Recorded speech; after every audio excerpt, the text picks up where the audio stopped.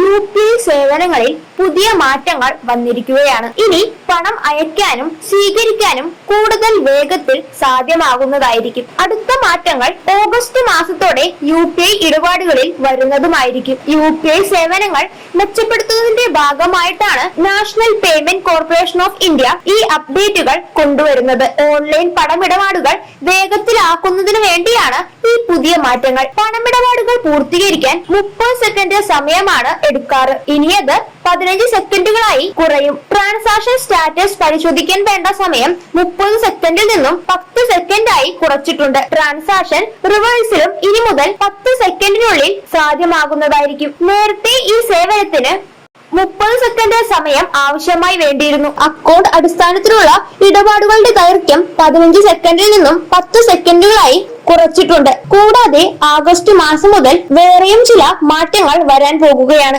ഒരു ദിവസം UPI app വഴി 50 തവണ വരെയാകും ബാലൻസ് പരിശോധിക്കാൻ കഴിയുക.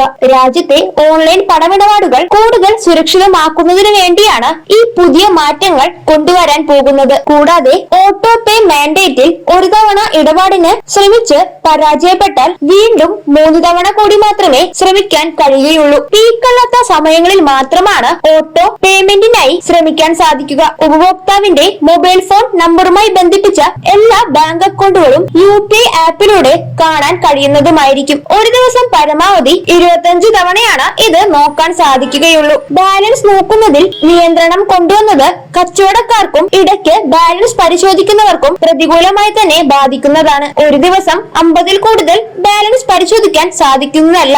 UPI പേയ്മെന്റുകൾ എളുപ്പത്തിലും കാര്യക്ഷമമായി നടക്കുന്നതിനും വേണ്ടിയാണ് ഈ പുതിയ മാറ്റങ്ങൾ വരുന്നത്. ഇതുമായി ബന്ധപ്പെട്ട കൂടുതൽ വിശദാംശങ്ങൾ ശരിയായ രീതിയിൽ തന്നെ മനസ്സിലാക്കിയതിനു ശേഷം ഉപയോഗിക്കാവുന്നതാണ്.